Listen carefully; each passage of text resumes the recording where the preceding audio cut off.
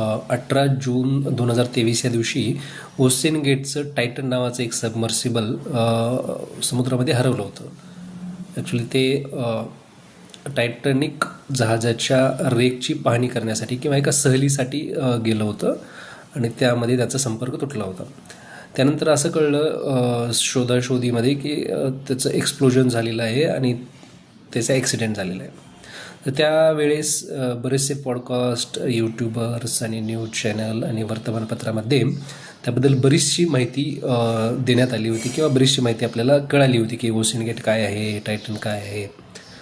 पण त्याबद्दल खरीखुरी माहिती, त्या कंपनीचा प्रवास, त्या ओशन गेटच्या त्या टायटन नावाच्या सबमर्सिबल किंवा सबमरीन व्हेसलचा निर्मितीचा प्रवास, कशाप्रकारे ती निर्मिती झाली, ॲक्सिडेंटच्या मागची एक साखळी, श्रंखला, जे मिस्टेक चेन जे असते ती काय आहे, हे जर तुम्हाला पाहायचं असेल तर नेटफ्लिक्सवरती एक सिरीज आत्ता आली आहे ओसेन गेट नावाने.